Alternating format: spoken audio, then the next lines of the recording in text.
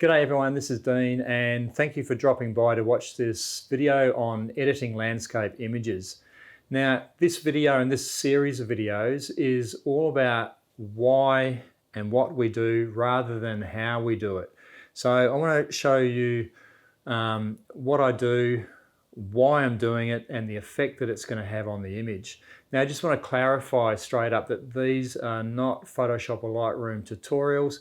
I'm not teaching you how to use a brush or how to do a technique to do a certain thing. I'm teaching you and I want to show you what I do and why. So it's more about the why and not the how.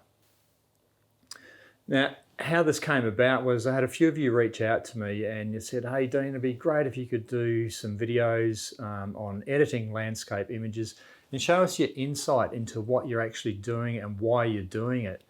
So that's what these are all about.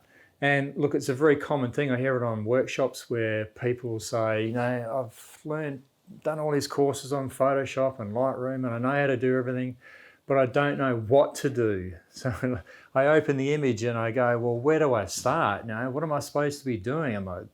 Do I darken that area? Why do I darken that area? I don't know, I've got no idea.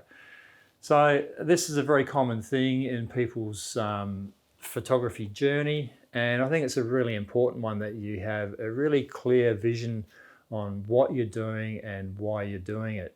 So that's what these videos are all about. I'm going to walk you through an edit from start to finish. I'm going to show you what I'm going to do, why I'm going to do it, and the effect that it's going to have on that image. And look, I can't do everything in one video because every image is obviously a little bit different and my approach is going to be different to that style of image. It all depends on the subject. So I'm going to do a few of these and I really encourage you guys to watch as many as you can if this sort of thing interests you. So enough chit chat, let's dive in and get started.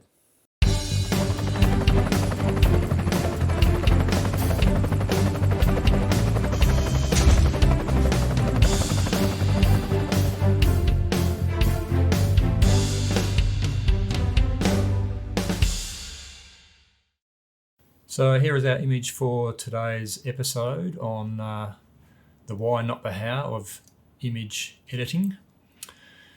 So look, let's just analyze this. This is a process I go through every time I edit. It's also a process I go through when I'm actually composing. So I break the scene down into elements and then work from there. So in this image, we've got obviously a pretty dramatic sky, so that's a very strong element. So that would be my number one element. Number two would be this, the bluff and these channel markers. And then the third would have to be just this foreground, okay? And if you have a look at the foreground's actually nearly half the image. So let's work on those three different elements and now let's identify which of those elements are the most important. So like this one's pretty obvious. The bluff is really the focal point here and the stormy sky above it. With that in mind, what we've got to do is we've got to edit this image to really accentuate those elements and to take the viewer to those elements. That's the important part, is to create some depth in the image and for the viewer to actually travel to your subject. Now there's two ways that you can do that, or there's two things that will command the viewer's eye. One is a lighter part of the image, so we're naturally led to a lighter part of the image or lighter part in the image. And the second is we're always led to areas of more contrast. So if you boost the contrast in one area, you're going to lead the viewer into there. So with that in mind, let's devise a bit of a plan for this image on the different stages of the edit. This one's pretty simple, not a huge amount of editing to be done here. What we're going to do is with the bluff, we're going to just lighten that up a little bit. So I'll just come in to the actual bluff area and lighten it up. Now the reason for why I'm going to lighten it, you may look and think, well, it looks pretty good as it is now, but we're going to add some contrast to this area, and when we add contrast, that's going to darken it. So if I don't lighten it first, then I'll probably find when I add the contrast it's going to be too dark. So let's just lighten the bluff up first before we add the contrast, and then I'm going to just darken the sky down a little bit, add contrast to the sky. And what I'm going to do with this foreground area is I want to darken it down because I want to create that depth, that movement, or the travel into the center of the image. So if I darken this down, it'll push the viewer into the lighter area. So I'm going to darken it, and what will probably happen, and this happens when we darken things, is that the color will increase in the sand here. And what I'm hoping is that it'll get to a pretty similar tone to the yellows in the escarpment here. And that'll be a nice little match for that to sort of balance out tonal wise. And then the last thing I'm going to do is just add a vignette, which will, really accentuate the viewer into the middle of the image. If you're not sure what a vignette is, it's just when we darken the outsides of an image and we don't darken the center. So the outside is darker and it sort of leads you into the lighter part. And all these techniques I'm using today, I'm actually in Photoshop, but you can apply this, of course, in any editing software. This is really nothing to do with the software, it's or the editing process. It's more about, of course, why we're doing it and the effect that it's going to have. But if you do want to learn how to do it in Photoshop, head over to my channel and just have a look at the Photoshop Friday playlist there. There's heaps of tutorials in there on everything that I'll be doing here today to this image. So first on the list is we want to just lighten up this bluff a little bit. So we're just going to add a curves adjustment layer. And how this process works, just so you have an understanding of what I'm doing here, is I'm going to lighten it up. I'm only looking at the bluff area. It doesn't matter what happens in the rest of the sky. And we've created a layer with a mask.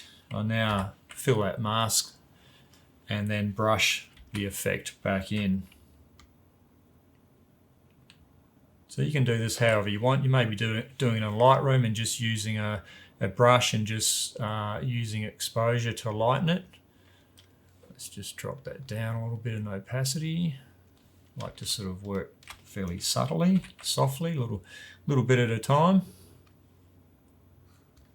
So we don't need to go overboard here, but I just want to lighten it a little bit, as I said, because I know that when we add the contrast, it's going to darken it. I don't want this really dark. This is a bit of a feature in this image. Okay, I reckon that's probably all it needs. So I can just turn that layer on and off to double check. Yep, that'll be fine. Okay, next layer or next adjustment is let's darken this sky down a little bit, and we'll darken this foreground down as well. So just keep in mind that when I add contrast after this stage, it's going to darken this down a bit more. So don't go full bore with your darkening here. We just want to go about sort of 70% to what you would like.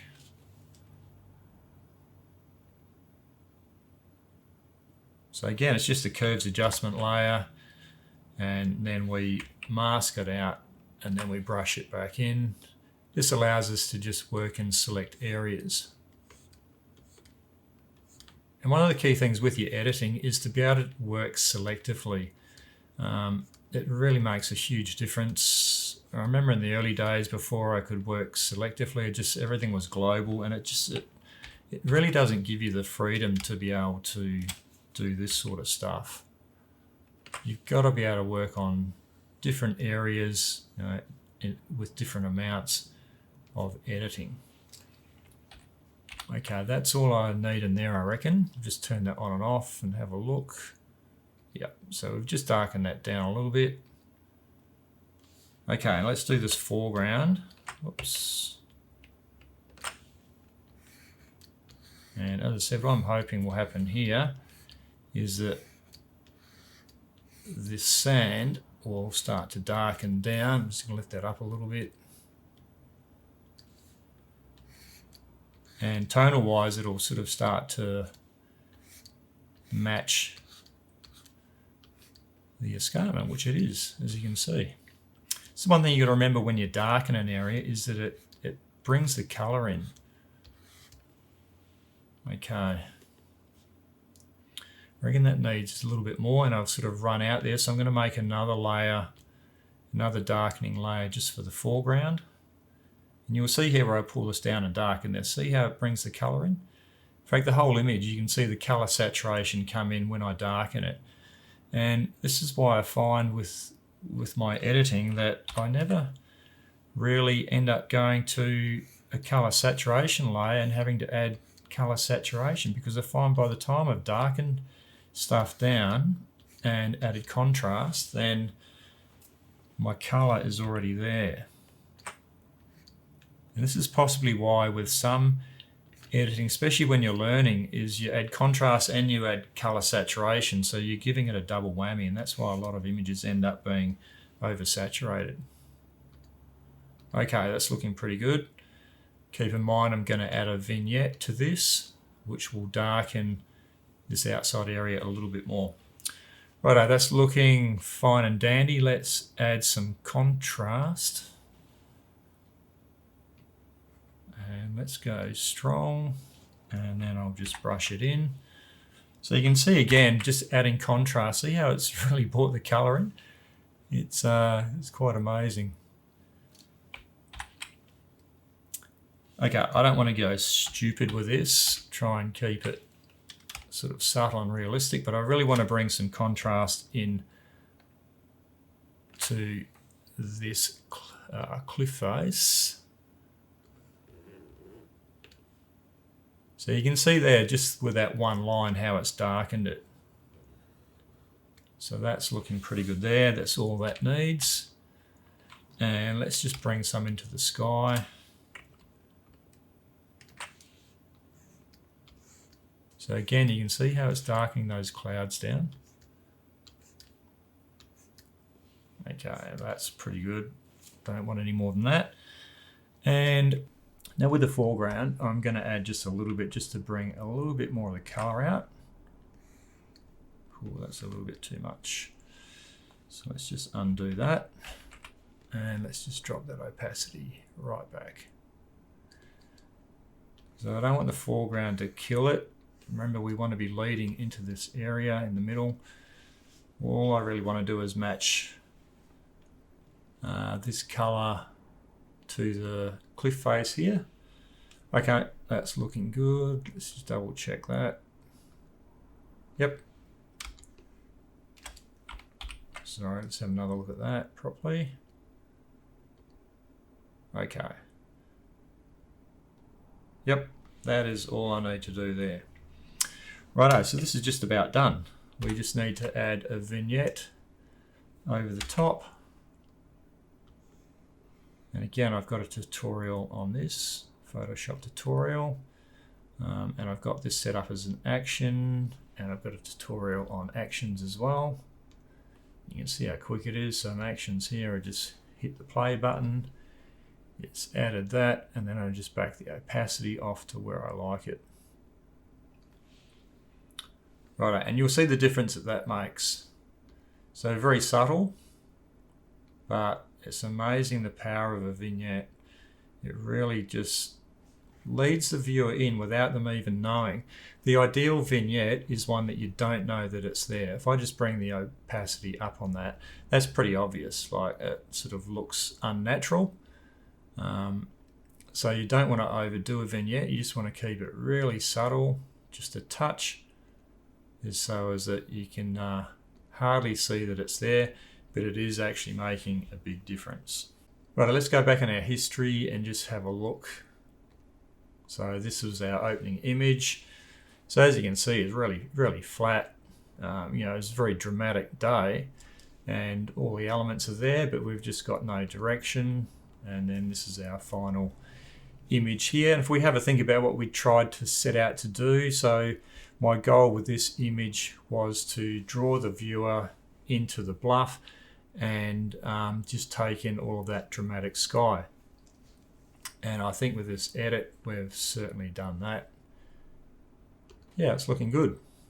So just a quick word on this foreground before we finish up. This is a really simple foreground, and I've kept it that way because with this image, we're actually leading into a destination. We have a subject that we want to flow into. Because of that, I don't want a really sort of complicated foreground that sort of holds us back from heading into here. And it's the same process with the editing. So your editing process in the foreground here needs to be sort of fairly subtle, and you don't want to overdo your editing here to stop your viewer from leading into your subject. So I hope you enjoyed that. If you want to see more, then make sure you subscribe and follow my channel. That'd be great. I would love it. You guys have a great day, and I'll catch you in the next one. Ciao.